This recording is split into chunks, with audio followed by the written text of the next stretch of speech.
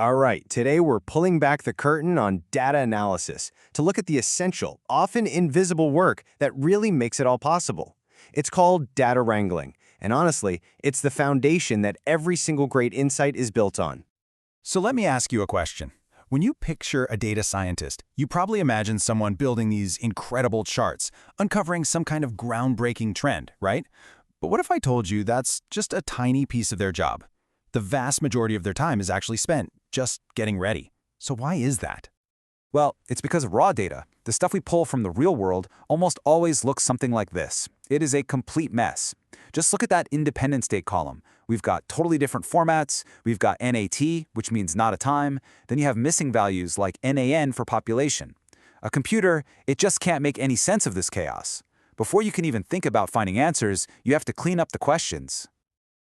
I think this analogy just hits the nail on the head. Think about a chef in a kitchen. They don't just grab ingredients and throw them in a pan. No, they do their mise en place. That's all the chopping, the measuring, organizing everything first.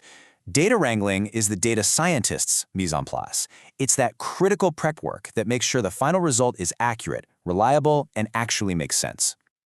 Okay, so let's get right into it. This whole preparation process, it has a name, and that name is data wrangling. This is the solution to that messy data problem we just saw. So what is it exactly? Well, data wrangling is the process of taking that source data and getting it ready for efficient and accurate analysis. And it's not just one thing. It's a whole bunch of activities, like fixing those weird date formats, figuring out what to do with missing info, and even adding new related data to make our whole data set that much stronger. We can actually break this whole process down into 4 core steps that kind of build on each other. We're going to walk through each one: discovering, structuring, cleaning, and then finally, enriching. First up, you have discovering. Look, before you can change anything, you have to understand what you're working with. This step is all about exploration. You're just getting familiar with the data, seeing what it looks like, and spotting potential problems. It's kind of like a detective surveying a crime scene before they touch any of the evidence. So, once we have a handle on our data, we can move on to step 2, structuring. This is where we start to bring some order to all that chaos. The main goal here is uniformity. We want to transform our data so that everything follows the same format, uses the same units, and is on the same scale. And this shows you exactly what structuring looks like in the real world. On the left, in the before state, you see the dates are all over the place, and the percentages are just stored as text. But on the right, after structuring, every single date is in the exact same format, and every percentage is now a clean, usable decimal. Now our computer can actually work with this stuff. Next up is step 3, cleaning. This is where we have to deal with what data scientists call dirty data. The missing values, the weird outliers, any duplicate info that could totally mess up our analysis. Now, this is a great example.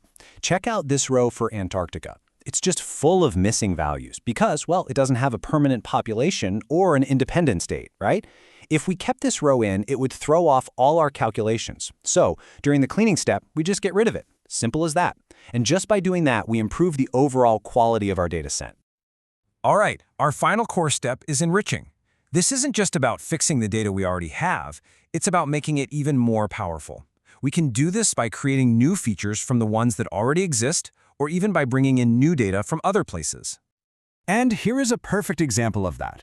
We take 2 columns we already have, population and surface area, and we just do a simple calculation to create a brand new and actually very insightful column, density. See that? We've just enriched our data set without adding any new raw data at all.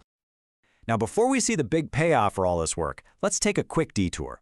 If you've been in the data world for a bit, you've probably heard the term ETL. It sounds a lot like data wrangling, but there's a really important difference. So here's the bottom line. Data wrangling is usually a manual, one-off process that a data scientist does for a specific analysis on a static set of data. ETL, on the other hand, which stands for extract, transform, load, is typically an automated, repeating process that's constantly pulling fresh data from live databases. You could think of wrangling as craft cooking and ETL as a fully automated food production line. Okay, so we've done all this work. We've discovered, we've structured, we've cleaned, we've enriched. So what? Why bother? What's the reward for all this careful prep? What secrets can our clean data actually tell us? To answer that, let's look at a real-world case study. We're going to use a data set of nearly 54,000 diamonds. And you're about to see how all that data wrangling uncovers an insight that is completely counterintuitive when you first see it. First, just a super quick primer on what makes a diamond valuable. It mostly boils down to what they call the 4 C's. You've got carat, which is its size, cut, which determines how much it sparkles, clarity, which is all about the lack of flaws, and color, which is graded from perfectly clear down to having a slight yellow tint. Okay, now this is where it gets interesting.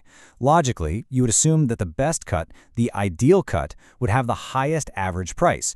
But just look at this chart, which we built from our clean, wrangled data. The average price for an ideal cut diamond is over $1,000 cheaper than a premium cut. How? How is that even possible?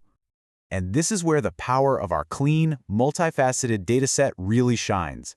The data's telling us that price isn't just about one thing. Yeah, it seems weird, but a diamond can have a perfect, ideal cut and still be cheaper because maybe it's smaller, it has a lower carat weight, or it has worse color or clarity.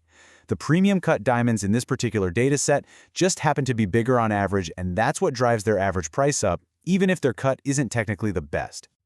And that right there illustrates the entire point of data wrangling. If we had just looked at the raw data, or maybe only focused on the cut, we might have come to a completely wrong conclusion. It's only by cleaning and structuring the entire dataset that we can see how all these different factors play together. We actually get to see the full, nuanced story. This is the true power of all that unseen work. It transforms these messy, confusing numbers into clear, reliable stories. Which really just leaves us with one final thought. What hidden stories, what counterintuitive insights, and what surprising truths are just waiting to be told in your data?